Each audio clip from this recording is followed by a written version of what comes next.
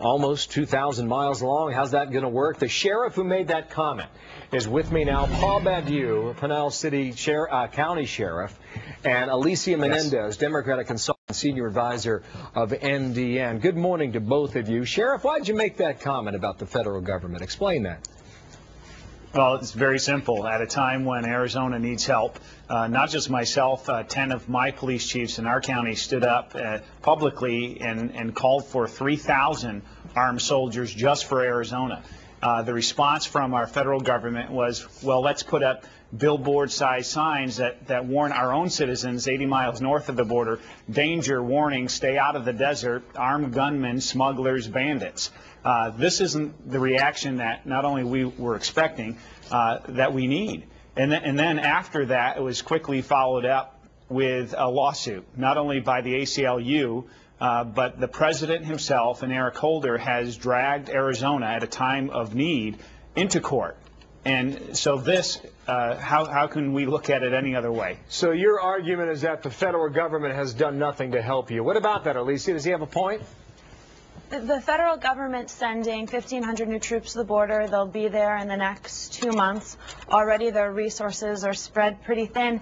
And we got to be honest, there's unprecedented resources at the border. And we also need to dispel this notion that violence is up. The truth is that violence is down along the border. It's down in a lot of these border states. And I know that that's of no solace to someone who's living in these states, who's experienced some crime. But let's just be honest about the fact that the federal government has done more than ever before, that deportations are actually up under this administration. In the first 9 months of 2010, the deportations have been 60% greater than the Bush administration. Your argument is that Washington has done a lot. Now, you talk about that they've done a lot, and they need to do more, but that they've already done quite a bit. So you can see they need to do more. What about this whole claim, Sheriff, about crime being down?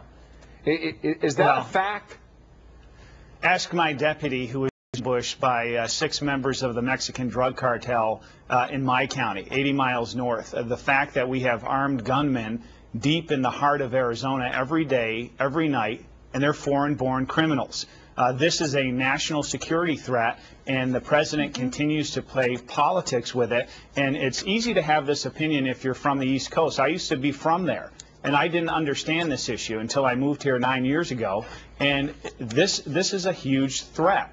But with all due the national respect, crime Sheriff, statistics aren't captured till the next year. Yeah, Alicia, on his point about geography, is there a disconnect? Yeah. Can you understand how that could develop? I can certainly understand how that develops, and that's true for us across the board. Every state in this beautiful country of ours has different needs for resources. But one of the things we have to agree on, the Sheriff and I, is that part of the concern around SB 1070 is that it doesn't allow police enforcement officials to focus on these violent criminals, because it focuses instead along a broad base of criminals, so that you're looking at people who may just be here gardening or washing dishes, who haven't committed violent crimes, when clearly the emphasis needs to be on people who are criminals, who need to be sent back to their homelands. And so SB 1070 actually makes it more complicated. I got you, but your first point was about all the troops going down there. Eventually they'll be there. I think you said within the next 2 months. Sheriff, is that good enough? Not only it falls far short, it's literally designed to fail. I still serve in the Army National Guard. I don't speak for the military. I'm a field grade officer, and I served along the border and commanded soldiers and airmen down in Yuma, where the border is secured. I know a little bit about this, and it's going to take 3,000 armed soldiers just here in Arizona. And while they're there, yeah, we've heard sometimes others have 6,000. Sheriff, I want to give at least the last word here. Okay, we'll keep it even for both sides. But I've only got about 20 seconds, Alicia.